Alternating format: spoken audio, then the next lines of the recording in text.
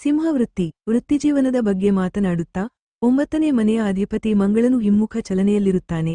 ಅಂತಹ ಪರಿಸ್ಥಿತಿಯಲ್ಲಿ ನೀವು ಈ ತಿಂಗಳು ಹೆಚ್ಚಿನ ಕೆಲಸದ ಒತ್ತಡ ಮತ್ತು ಕೆಲವು ಅಡೆತಡೆಗಳನ್ನು ಎದುರಿಸಬೇಕಾಗಬಹುದು. ಶಿಕ್ಷಣ ಈ ತಿಂಗಳು ನಿಮ್ಮ ಅಧ್ಯಯನದಲ್ಲಿ ನೀವು ಹೆಚ್ಚು ಅನುಕೂಲಕರ ಫಲಿತಾಂಶಗಳನ್ನು ಪಡೆಯುವುದಿಲ್ಲ. ಈ ತಿಂಗಳು ನಿಮ್ಮ ಏಕಾಗ್ರತೆ ತುಂಬಾ ಕಡಿಮೆ ಇರುತ್ತದೆ. ಕೌಟುಂಬಿಕ ಜೀವನದ ಬಗ್ಗೆ ಮಾತನಾಡುತ್ತಾ ಕುಟುಂಬದಲ್ಲಿ ಸಾಮರಸ್ಯದ ಕೊರತೆ ಇರುತ್ತದೆ, ಅಲ್ಲದೆ ಪ್ರತಿಯೊಂದು ವಿಷಯದಲ್ಲೂ ಸಮಸ್ಯೆಗಳು ಮತ್ತು ವಿವಾದಗಳು ಉದ್ಭವಿಸುತ್ತವೆ. ಪ್ರೀತಿ ಮತ್ತು ವೈವಾಹಿಕ ಜೀವನ ಈ ತಿಂಗಳು ಪ್ರೀತಿ ಮತ್ತು ವೈವಾಹಿಕ ಜೀವನದ ವಿಷಯದಲ್ಲಿ ಹೆಚ್ಚು ಅನುಕೂಲಕರ ಚಿಹ್ನೆಗಳನ್ನು ನೀಡುತ್ತಿಲ್ಲ. ನಿಮ್ಮ ಸಂಗಾತಿಯೊಂದಿಗೆ ನೀವು ಆಲೋಚನೆಯ ಕೊರತೆಯನ್ನು ಅನುಭವಿಸಬಹುದು. ಆರ್ಥಿಕ ಜೀವನ ಹಣಕಾಸಿನ ಅಂಶದ ಬಗ್ಗೆ ಮಾತನಾಡುತ್ತಾ ಹೆಚ್ಚಿನ ಬದ್ಧತೆಯಿಂದಾಗಿ ನೀವು ಸಾಲವನ್ನು ತೆಗೆದುಕೊಳ್ಳಬೇಕಾಗಬಹುದು. ಅಲ್ಲದೆ ನಿಮ್ಮ ಕೆಲಸದಲ್ಲಿ ನೀವು ಪ್ರಯೋಜನಗಳನ್ನು ಅಥವಾ ಬಡ್ಡಿಯನ್ನು ನಿರೀಕ್ಷಿಸುತ್ತಿದ್ದರೆ ನೀವು ನಿರಾಶೆಗೊಳ್ಳುವಿರಿ.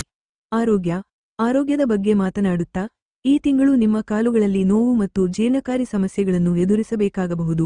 ಇದಲ್ಲದೆ ಬೊಜ್ಜು ಮತ್ತು ಅಧಿಕ ತೂಕವು ನಿಮ್ಮನ್ನು ತೊಂದರೆಗೊಳಿಸುತ್ತದೆ.